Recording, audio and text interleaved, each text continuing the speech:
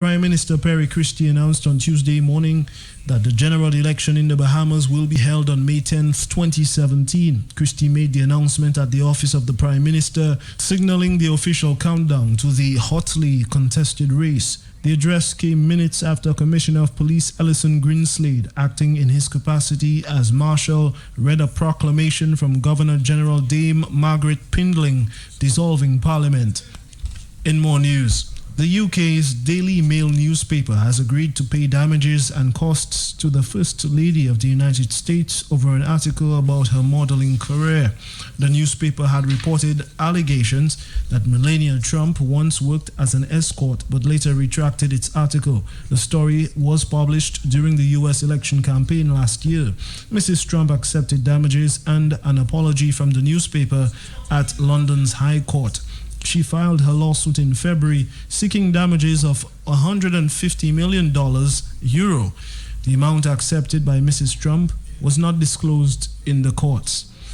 That concludes your morning news update, brought to you compliments Dominica Brewery and Beverages Limited and DG Cell. I am Richie Farrell with the Q95 News team.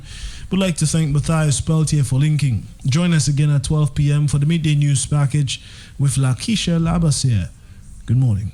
Play fast, play loud, play bold. Enjoy flexibility and best value from Digicel Play's new TV and broadband bundles. With Play Fast, enjoy 32 video channels. Play Loud gives you 46 video channels. Then there's Play Bold, 98 video channels. All bundles come with 50 music channels, 8 radio channels, and 8 megs internet. Choose the bundle that's right for you. Sign up today. Get free connection, free installation, and set-top box. Or sign up for our TV-only offer. Call 616-1700 for details.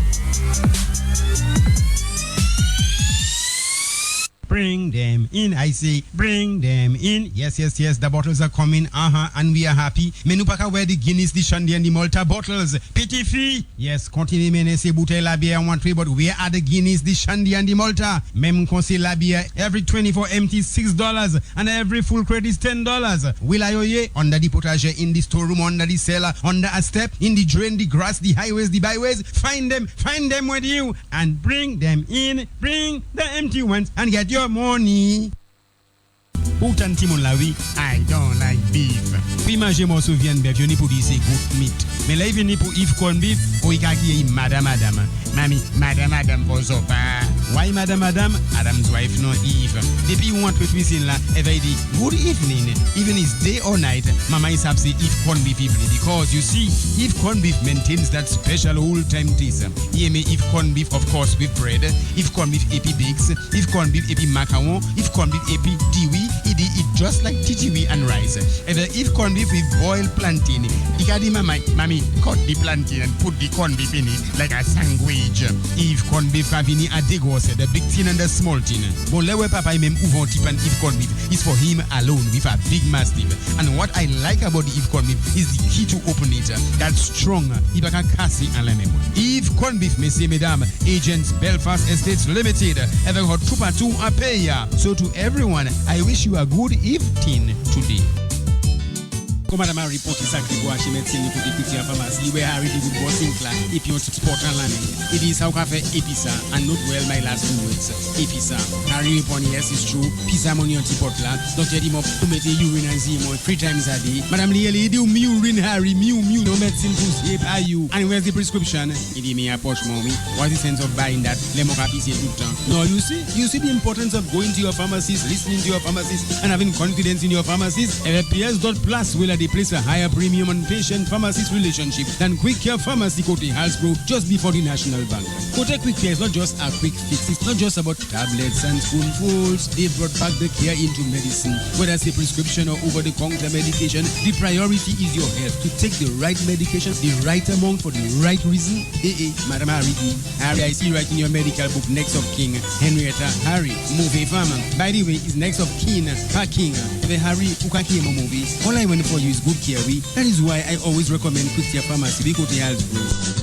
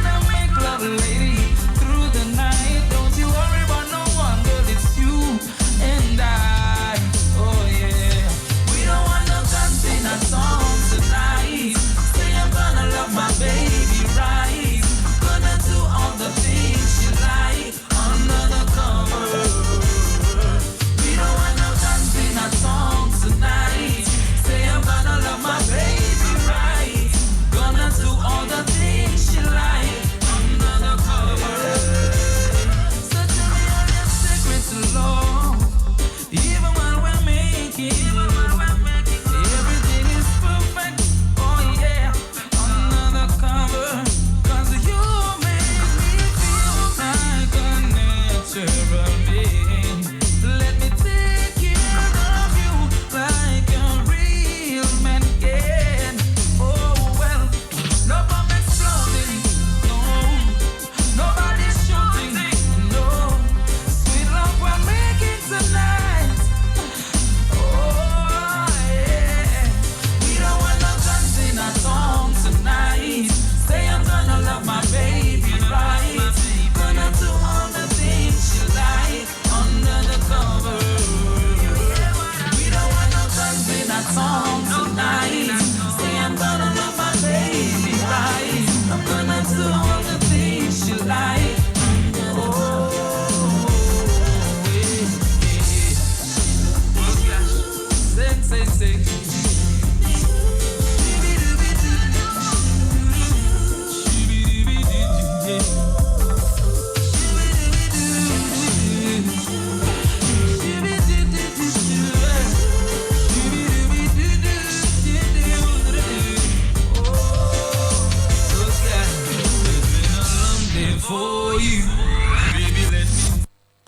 This episode of Health Vibes is brought to you by the brand you trust the most, Jolly's Pharmacy Limited, leading the way in healthcare. I woke up this morning feeling real stink. I had intentions to call it sing, but I end up in Jolly's Pharmacy. Great and down Peter Street, Jolly's fix up my immune system. Got me feeling fit and strong, now I'm ready to work and take on any mission. If you see me walking, Jolly's Pharmacy is number one, Jolly's walking. We cater for everyone, Jolly's walking. Boost up your immune system, Jolly's walking. Dominica's your boy Father Fox. Whenever I'm in town and I'm feeling down, I head to Jolly's Pharmacy. They boost me up real quick. Jolly's Pharmacy, leading the way in healthcare.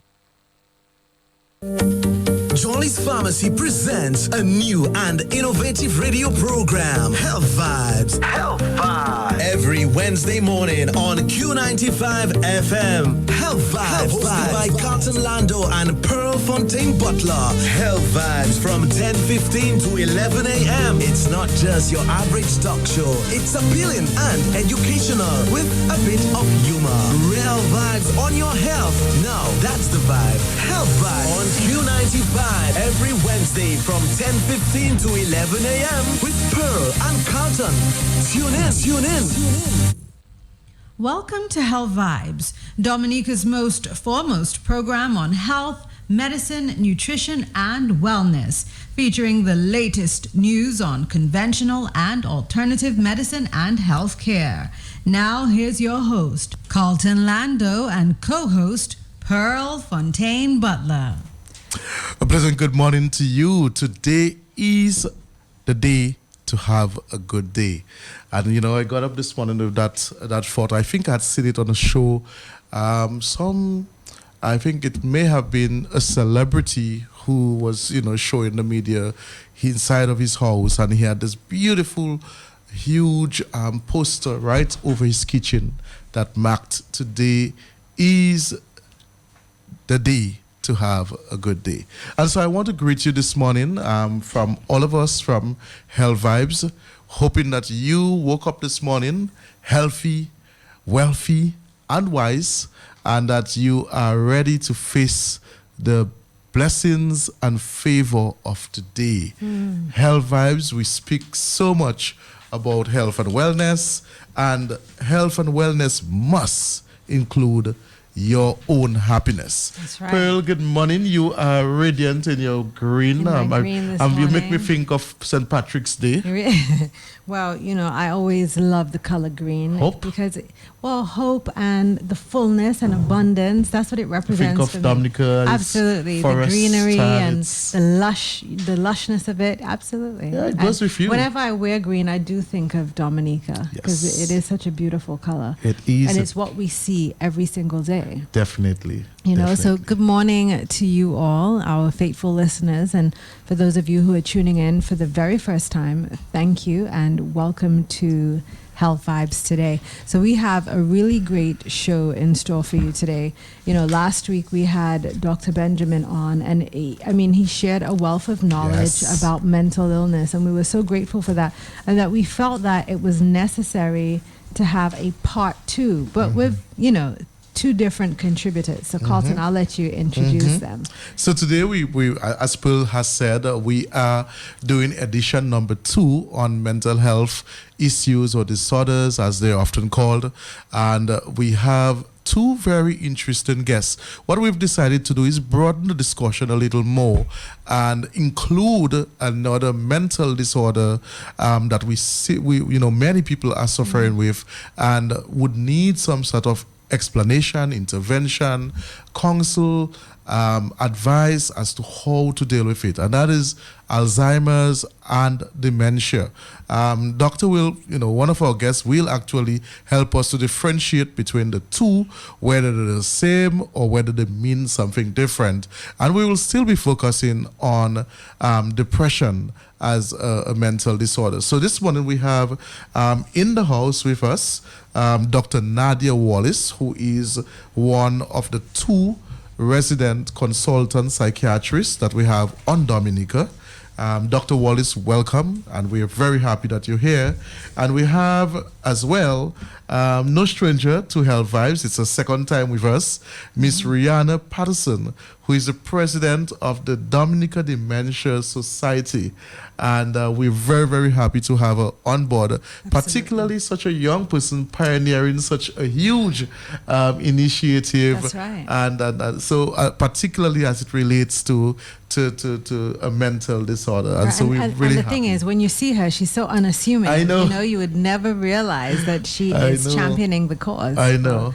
So we will start the ball rolling, and we will start with Dr. Wallace, and then we will, back and forth. Okay. So Dr. Wallace, again, good morning. Good morning. Good morning. Good morning. It's Good my morning first to time meeting you. Yes, it is. First time meeting you too. I've heard a lot about you. Thank you. Right, and good morning to the listening public. And I Pearl, I've always said, I remember in the 90s, I'd gotten a scholarship to go and do medicine, and I never wanted to be a medical doctor. And then afterwards, when I became a pharmacist, I said, man, if I had taken the scholarship, I would have branched into psychiatry. It was always an area Wow. that Okay. has always interested me. Yes, And so I'm very happy that you are here with us. Yes. So Doctor, last week we had, as we said, Dr. Benjamin on, and he really broadened, he in a sense really gave us a nice summary of depression. Right. And we spoke a lot about stigma and Right. depression and how it affects us as people. One of the statements that he made that sort of bewildered both of us is that he said every person will experience a depression in their lifetime, A depressive episode. a depressive episode. Yes. And I was like, wow, this is so Yes. true. So we were exploring the whole talk about whether it's appropriate to say I feel depressed. Is it misused, or is it when someone say I feel depressed? Should we take that as a slang, or should we take that serious? No, when someone says, I feel depressed, we should not just look at it as something that is saying in the passing by. You should really pay attention to it, right? And saying I feel depressed is not saying I'm suffering from major depression, right? When you say I feel depressed, it's really referring to the state, the way that you're feeling, the sadness that you're experiencing, right? The loss of interest and not having any energy or no desire to do anything. That's what normally people mean when they say I feel depressed. But it can mean much more than that. It could mean that they're suffering from major depression, a major depressive disorder, right? But you will have to have other symptoms for you to meet that criteria and to diagnose that person with a major depressive disorder. So let me so a friend, someone says to any one of us, I feel depressed. What do we do with that information? Do we know, You ask should them to explain Yes. what do you mean by this? Yes, when somebody says that, you should really listen. You should stop and listen. And by speaking to the person, you could have an idea as to how serious, how intense the symptoms are, what other accompanying symptoms the person has in addition to the depressed feeling that they say they're having, whether they're having suicidal ideation, whether they're hearing voices, or the intensity of the symptoms, how is it affecting their functioning, whether there has been a drastic change from the way they were functioning before to how they are feeling right now, whether they feel helpless and hopeless and they have no desire to do anything at all. There's a heaviness. So you need to explore whenever somebody says those things, because says I feel depressed, because it could mean that the person is depressed, is suffering from a disorder, major depressive disorder. And when the person mentioned that I no longer feel like living, or the person mentions I am hearing voices, I'm hearing things telling me a lot of negative things about myself, and I'm especially saying I'm going to do it. If they're saying I'm listening to the voices, what the voices are saying, I'm going to do it. This is serious, and when the person talks like that, you need immediately to get help for that person. So what if there are cases where people seem, and I will use that word, to show no symptoms? So this person is extremely, all this partying, liming a lot, Right. full of friends, and then you just hear, bam, the person killed themselves. They would know, like, everybody's shocked. How do you know? What do we as a people, how do we observe that the difference, and how do we intervene? It's interesting to hear you say that, because many times after people have been having those symptoms and feeling depressed over a period of time, and they've been planning to take their lives, you will see drastic changes. As you mentioned, like the person who just start partying, that's one of the things that they could do. Suddenly they could become like living a carefree life, like they don't care, and they figure, okay, I'm going to die anyway, but you don't know that. It's in their mind that they've decided that. So the last few weeks, before they plan, they execute their plan, you may see changes in them where they may start partying more, they may start putting their life in order, making sure that their will is there, saying, okay, I live this for you, I live that for you. Or seeing the person just withdrawn. Most times you see some telltale signs, a change in their behavior, a change in their attitude. And that when you see those drastic changes, you need to pay attention, because this could mean that the person has already executed all the plan and everything now is in order, so they're just doing what they have to do before they reach that final stage. I know I'm going to really pinch that one in.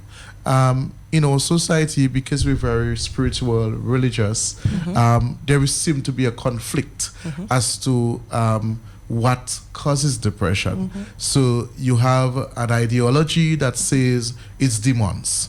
Let's take you to the pastor, let's take you to the priest, let's find out who did this to you, and let's pray off that demon that is bombarding your mind and making you do the things that you're doing.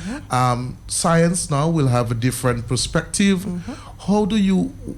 When do we make the choice as to which professional that you're going to seek? Right. Because that oftentimes is problematic. Now, this problem, it's not only in Dominica. It happens throughout the Caribbean and in other countries, where many people believe that the cause of depression is something spiritual. And not only depression, mental illness on a whole. When you see the signs, imagine you have all these changes in the behavior or the way someone thinks. People try to attribute those changes to something which makes sense to them. Demon possessions, and we in Dominica and in the Caribbean being spiritual, that is one reason, one thing we could think of as a reason for the symptoms that we're experiencing.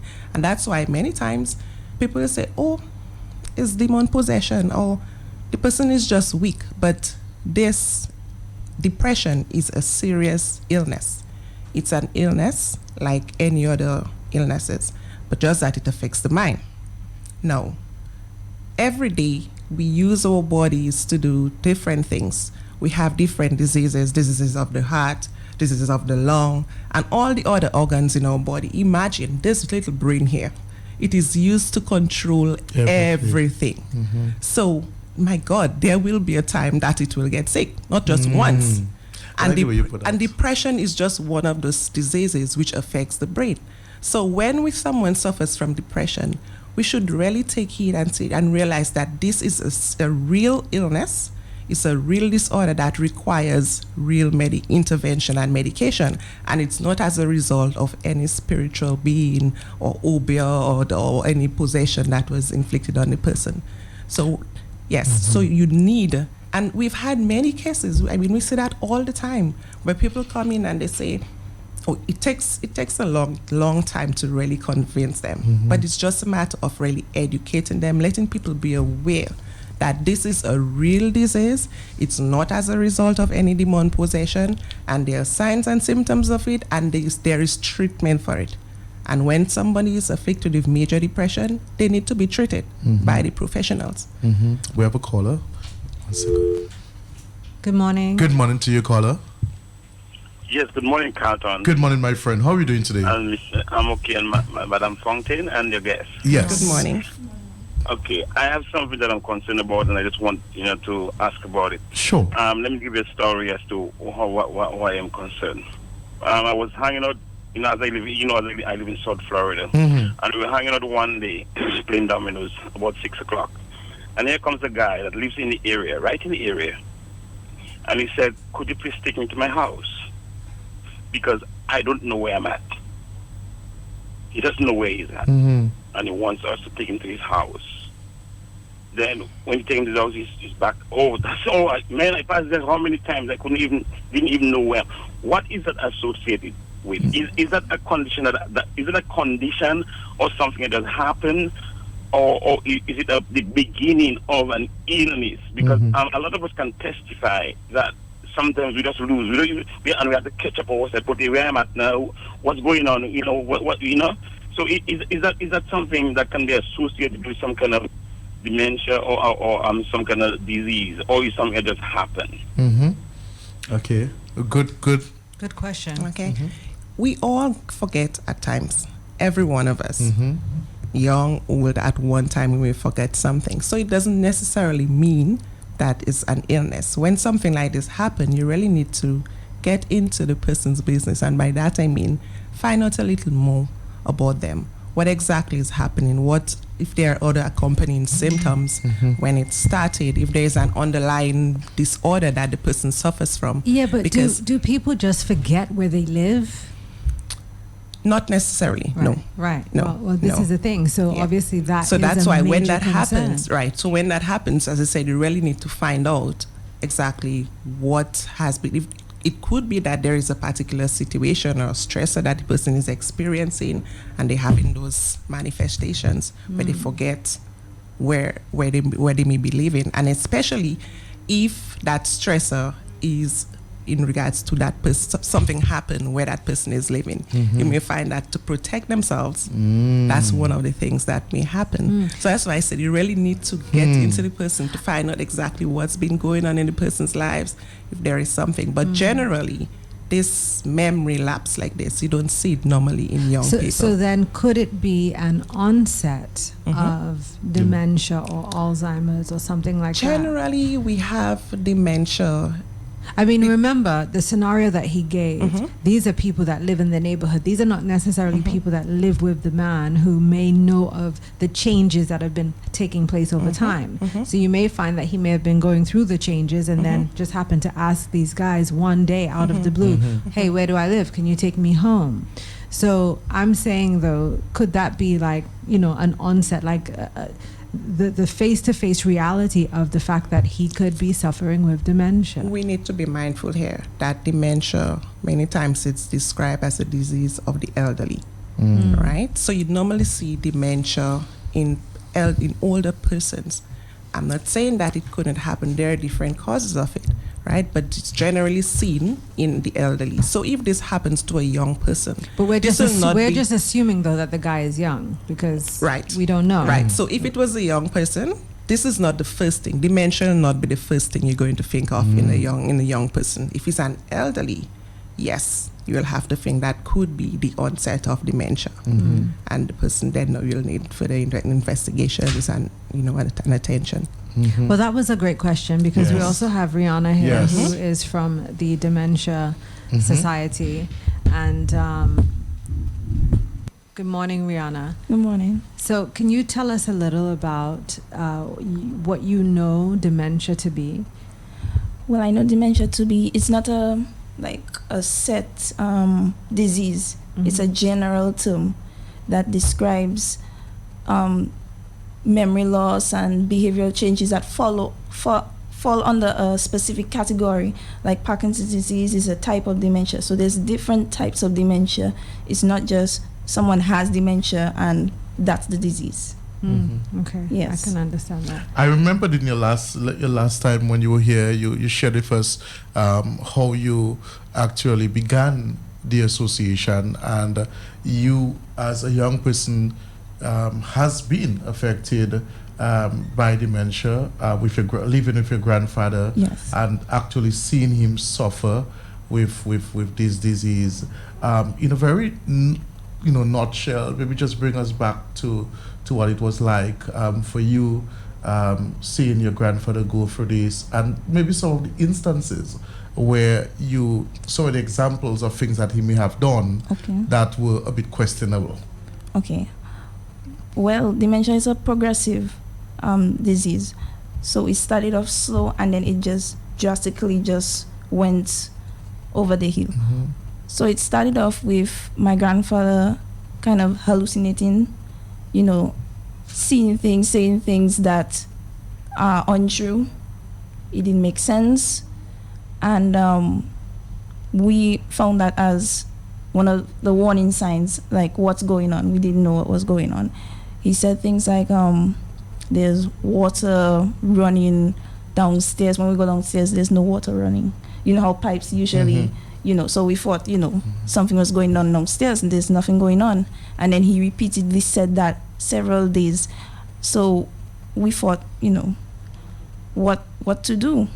So we went to the bottom of it and found out that he had dementia.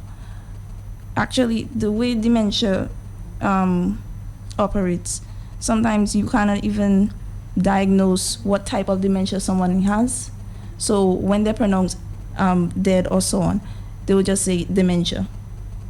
They will not know what type, because how the brain changes progressively, you cannot really, diagnose what type sometimes, depending on the person, depending on the individual. So it was a really difficult time for us, and it's cognitive and behavioral. So sometimes he'll get agitated, his mood will change drastically. Sometimes he'll be happy, sometimes he'll be sad, and these moods will go on frequently during the day.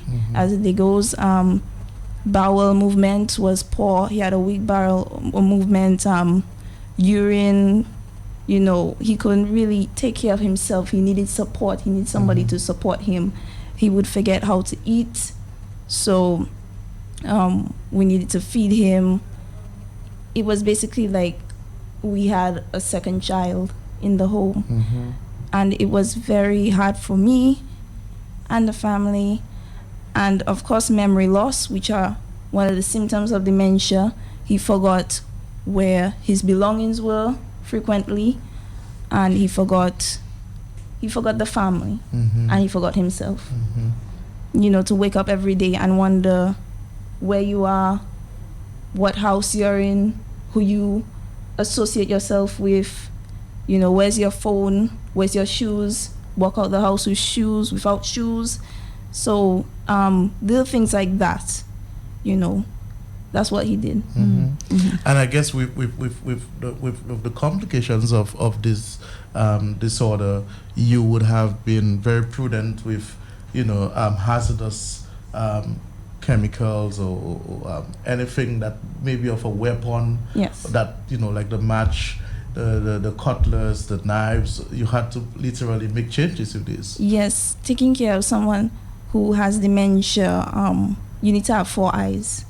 You really do, because you need to constantly be around them to know that they're safe, because wandering is something that happens with someone who has dementia. So if you leave the door open, they might just, run away, and they don't know how to come back to their house because they don't know where they live. So they'll just continue running, and then, there's a loose person, in the community. Nobody knows where the person is, So it's very traumatic, and you need to, if you have a job, a full-time job, you probably might need a caregiver or something, because someone has to watch that person, because they're not aware of what they're doing or who they are. I have a question. Dr. Wallace, could something like a severe case of depression over time, could that spiral into dementia or those other kinds of disorders? Okay, I'm happy you asked that question, because many times depression in the elderly could be confused as dementia. Okay. Right? Because there are times, and again, the symptoms, why you have this confusion? Because the symptoms of depression, remember, in depression, one of the things they have is memory loss. You have that same memory loss in someone who has dementia. The person will have impairment in their concentration. They'll not be able to start one thing and finish it. This also you find in depression, right? But the confusion, the intense confusion, that's one of the things that separates them. Depression and the dementia. So that's what we refer to as pseudo-dementia, right? And again, depression is, you can see depression from childhood to old age, right? But it's many times elderly, because of their situation, many times they have other chronic problems. They may have lost their loved ones. They may be isolated. So they have a lot of reasons to feel sad and to feel depressed and to feel this loneliness.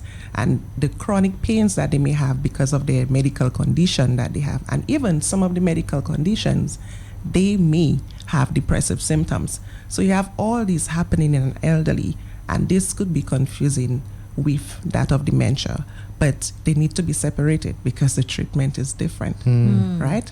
As you know, with depression, it can be treated. So in someone, an elder, especially, and also in addition to that, you could have one superimposed on the other. So you could have someone who has dementia and have major depression. So you could have both of them occurring in the same person, and both of them need to be treated separately. They need, because they have different management, right? And that's why, though, in elderly, suicide rate is so very high, right? I mean, they've lost, for the reasons I gave before, where many times they may have regrets, in their life, what they did, what they did not do. They lose their partner, and they may end up being all alone. Their children may not be taking care of them and just abandon them, and all these life changes. And when they have chronic pain and all this pain every day, they have to wake up with this pain. They get frustrated and they figure, but what is the reason to go on? They feel like there's no reason to go on, and they commit suicide. But I wanted to ask you, though, in reference to dementia, do you think, I mean, many times people who do suffer with dementia, they tend to remember their yesteryears, Right. and they can't remember the present. Why so? Well, just say there are different types of dementia, right? You have vascular dementia, and you have the dementia of the Alzheimer's type, which is the most frequent, and there are others, frontotemporal, many different ones. But the two we're going to focus on, because that's what we see most frequently, and that's what, especially in our environment, is the dementia, Alzheimer's dementia, or secondary to Alzheimer's disease, and vascular dementia. In Alzheimer's dementia, both of them, they have the same symptoms. You have impairment mainly in their memory, but that memory is a short-term memory. And by that I mean they will remember things which happened long time ago, but things which happen right, like today, you will tell them something now, and 2-3 minutes afterwards you ask them again, and they forget everything that you tell them. They may put something here, and they come back looking for it, and they'll accuse everyone of taking their thing. They say that they're stealing from them, because in their mind, and they'll be so sure that this is where they put it, and they'll start getting agitated and all those things. And so this too is a problem that we have. But as I said, it's the short-term memories, things which happen in the short space of time, like today. And they can remember everything. They can tell you about what happened when they were children, what happened when they just gotten married, what happened, and they're so happy talking about those things. But things which happen in the present day, they won't remember them. So that's where we have the impairment, and that's what you call short-term memory. Now, I mentioned about the vascular dementia and that of Alzheimer's type. The one that is most frequent is the Alzheimer's dementia. Vascular dementia secondary to Alzheimer's disease.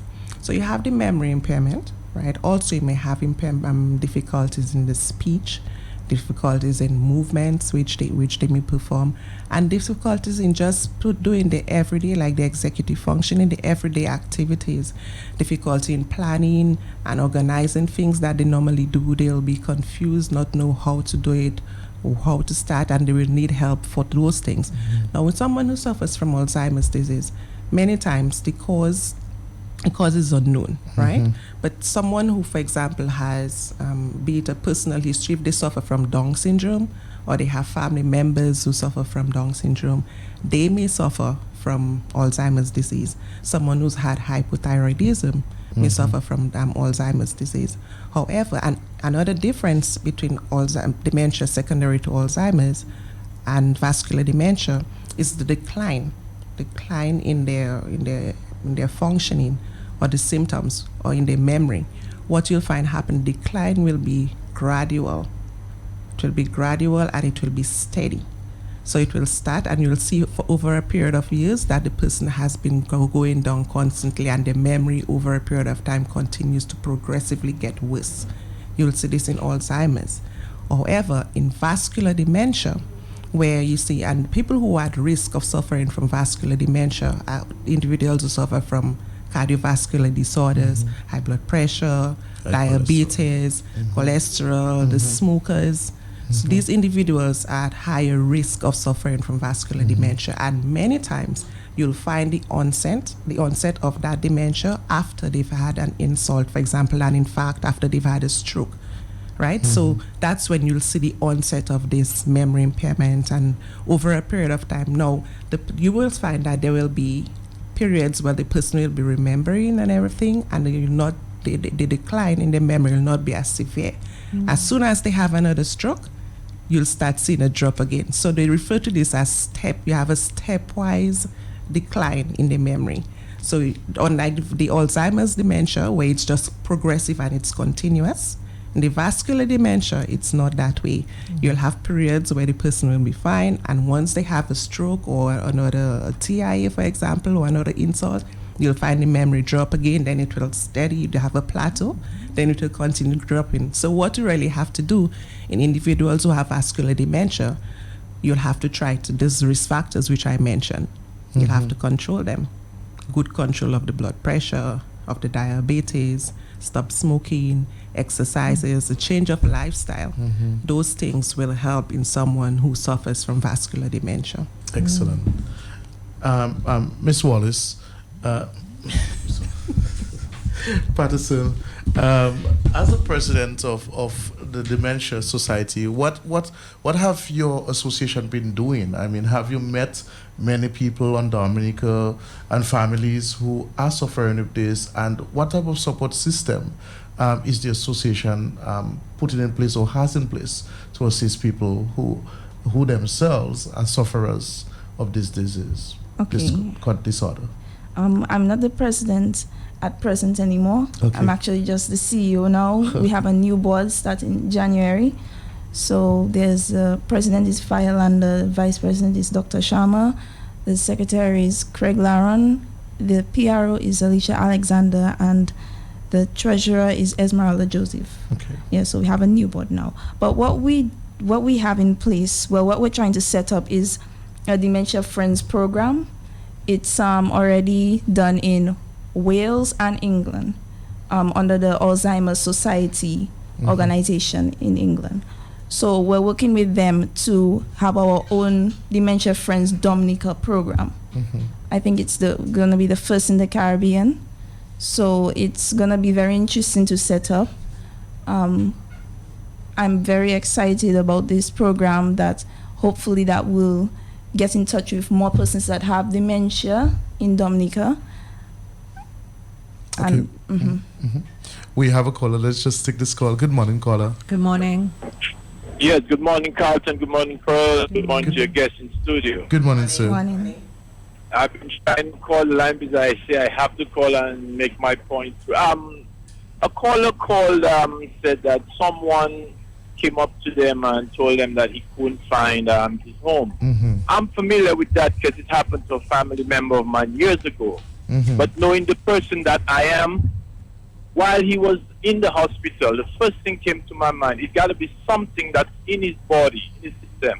So I gave him a good dose of a cleansing product, natural cleansing product.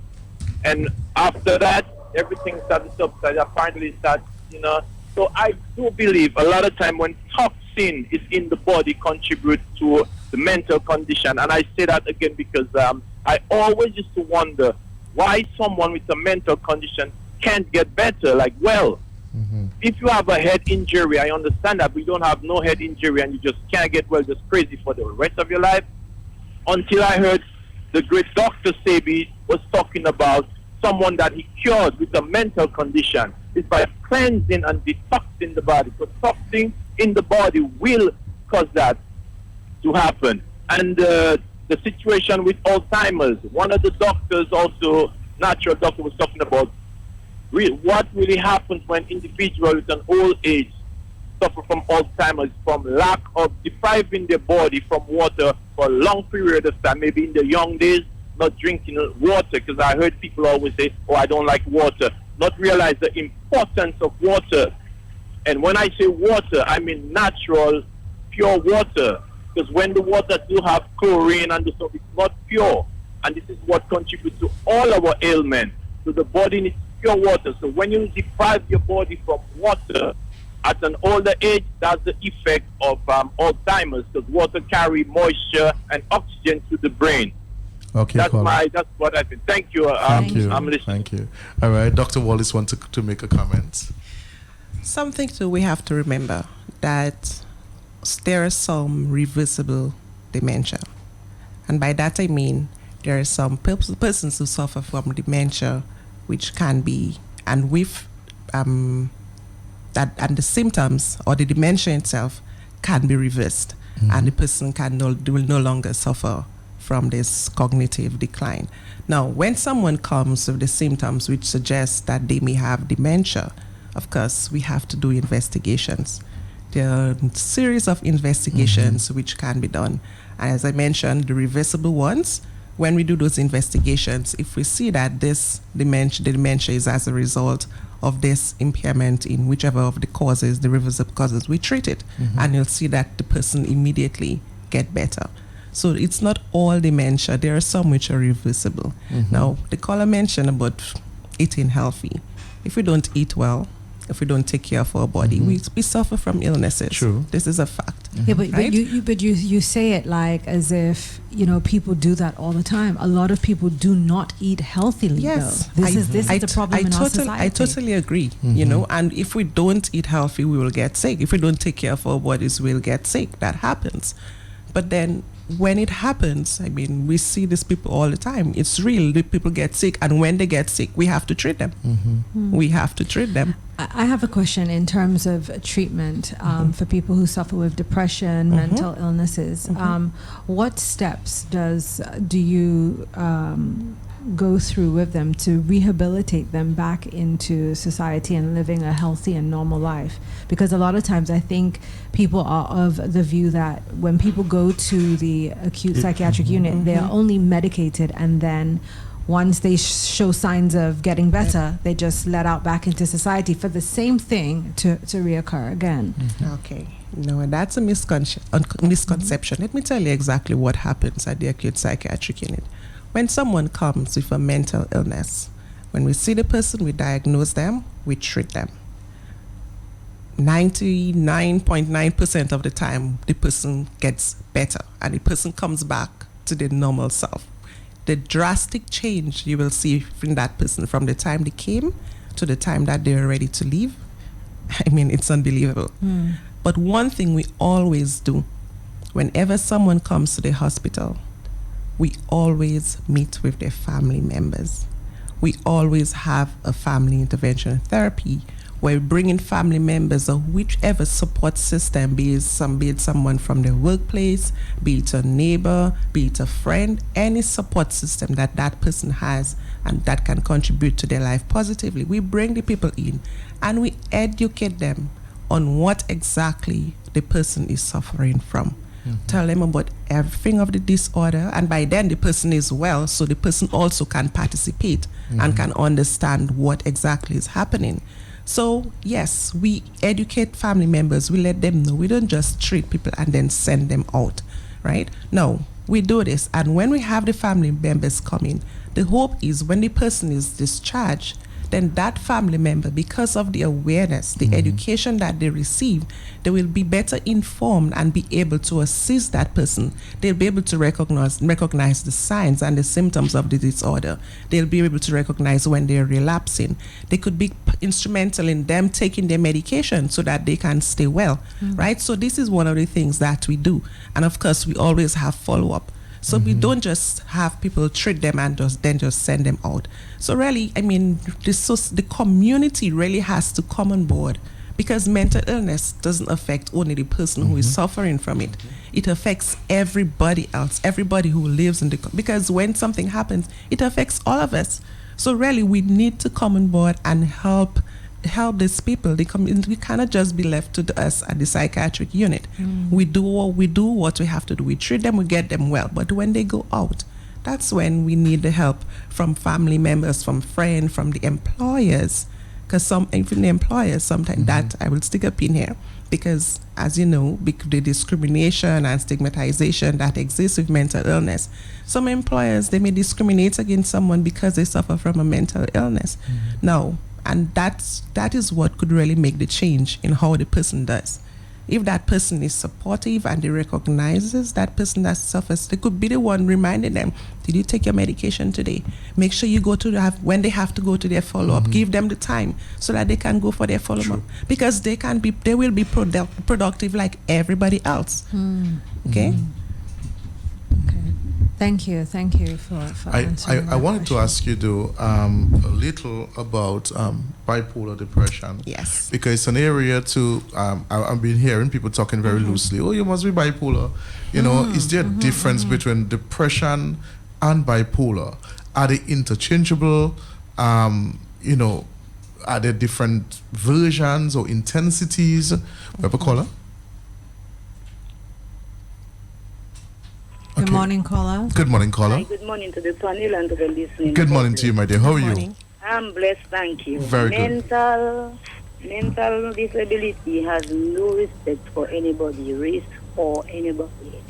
But when people are being brought in there, it's one, they come out very well, and the attendance inside there is very good, I must say. But then coming back in society where they have that stigma, that is one part of it. And then a person who has a mental disorder and is in a homeless situation, their living conditions are not being better. And then society, government, nobody plays a part, is that you are left on your own. You expect to see persons like that come back to that same thing because their living conditions are not getting better to anything, and maybe the cause of their depression. So how do we deal with that part of it? Thank you very much. Very good program. I think that's where the community comes in, and all the facets of community, meaning the social welfare department, the Ministry of Community Developments and village councils, and everybody come in to assist in that situation. But then a lot of times what you probably see is that's not what happens, and then the person gets reintroduced into the same situations that kind of, you know, triggered their depression in the first place. Because there's somebody that I have known to have been a patient at the APU and has come out fine, and I will see this individual in and around town, you know, normal, and then next thing you know, you won't see them, so you have an idea of where they are, and then you'll see them again, but in the same place, not doing anything. And so it's almost like this is a cycle. So how do we break the cycle, you know? Well, as I said, it comes in again with the support. That's the most important thing, because I mean, we can do so much. When the person is at the hospital, we treat them, but when they go out, they're no longer with us. They're not Yes. under our care. It's the people who are surrounding them, their families and everybody else. They are the ones who really have to come on board. And of course, I must say to it, if there is the policies in place that will put the structure, put a system in place that can really surround these people and to help them, that will make a big difference also. So everybody has to come on board, the government, family, everybody. We all have to we all have to do it together, because any one of us can suffer from a mental illness at any time, right? Now, you mentioned about bipolar depression. Depression, there are different types of depression. As you rightly said, there's bipolar depression, you have postpartum depression, you have unipolar depression. Now, bipolar depression, it's a mood disorder just like major depression, right? But the difference is that in bipolar depression, you have, as you said, bipolar depression, you have depression or a depressive episode, just like you'll have in someone who just suffers from major depression. So the symptoms are the same. There is no difference whatsoever in the bipolar depression as opposed to the depression, just a single or unipolar depression. What differentiates bipolar depression or bipolar disorder from someone who suffers from just unipolar depression is that someone with bipolar, in addition to them having depressive episodes, they will also have manic episodes.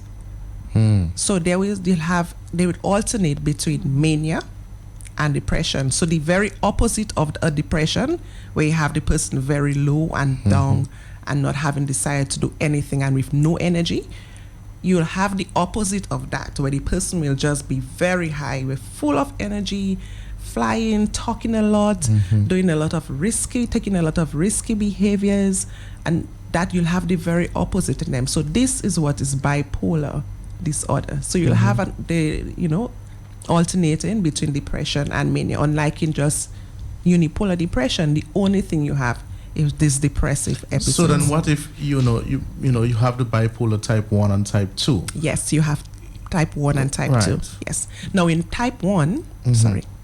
No, you can go on. In type 1, as I said, you could have either depression or a manic episode, or you could just have a manic episode alone and never have a depressive episode. That's the type 1. But in type 2, you must have a depressive episode alternating with a hypomanic, meaning not not as high as in a bipolar 1, but it's higher than a normal high.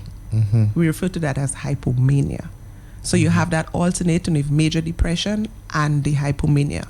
In bipolar 2, you never have a manic episode. Once you have a manic episode, it's bipolar 1 disorder. But you must have a major depressive episode with hypomania. Now, this is one type of depression. And again, it's important to differentiate which one you're dealing with, if it's bipolar depression or just unipolar depression, because they have different treatment. But that too can be a problem, and because many times, even the person with bipolar depression, their very first episode is a depressive episode. Most times it's a depressive episode, and they may never have had a manic episode, or they themselves may not have remembered having a manic episode, and they come to you and only given symptoms and a history of having just a depressive episode. And you'll think, oh, this is unipolar depression, and you start them on antidepressants. But that can be a problem, because it can cause the person to go into a manic episode, and that can be dangerous. Right? So that's why it's important to be able to differentiate which one you're treating, because they have different management. Now, this is one type of depression. We also have postpartum depression, where you'll see in women after they've had their children, they may have these periods of lowness where they feel very low and worried about what they can do, whether they can take care of the children or whether they will hurt their children. And they'll have this feeling of always complaining of feeling tired and being sad. And at this time when you have a baby, you should be happy. But you'll see them crying constantly, and they will be, why am I crying? I should be happy. I just had a baby. But they'll have this intense sadness and fear, and about whether they can take care of themselves, whether they can take care of their children. And at that time, it's really important to recognize those things, because it could just be just support from someone. Speak to someone and let them realize what's going on with you, and if just the help of the person that the symptoms can improve. But postpartum depression, it needs to be treated also, because if it is left untreated, you'll see that the symptoms may persist for months, even years, if it's left untreated. So you need to treat it, right? So it's real disorders here. Let me ask you an important question. Just like we see often that you should see your ophthalmologist every 2 years, have your eye checked. You should see your general practitioner once a year. Should we make appointments to see psychiatrists at least every 2 years? But of course, we go through difficult situations. So do all we the have time. to wait for a difficult situation, or just say, No. well, you know what? Let me just go to the psychiatrist. That's what I'm saying. We have stresses in our lives all the time. So that's why we don't have to wait until we have a disorder for us to seek help. Because you'll notice when you're going for a period that you're unable to cope with, by just speaking to someone, to a psychiatrist. Psychiatrists don't only deal with the people who we refer to as mad. No, it's much more than that.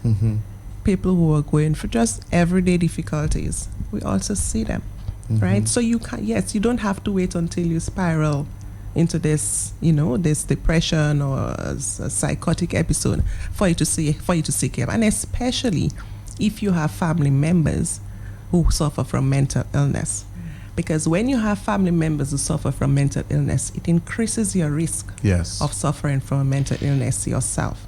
It doesn't mean that you're going to, but it just means that your risk of suffering from a mental illness is higher. So if you know that, then you should be looking out for the signs and symptoms, and even going to seeking help. Have someone see you and speak to them, and by speaking to them, they could realize whether you have the onset of a mental illness that requires intervention, and just educate you on what you need to do, what you should not do, right? And it's going to really safeguard you and prevent you from suffering from a mental illness. I wanted to ask you though, I think we just were winding up, but I wanted to ask you, is there, for a diagnosis to be made, what do you look for to make a diagnosis? It's slightly different from the typical medical conditions, and I must say to our listeners that psychiatrists are medical doctors first, and they specialize in psychiatry. So it's not abstract. So they would understand your high blood pressure and your diabetes and your other complications. Right, so they would understand that.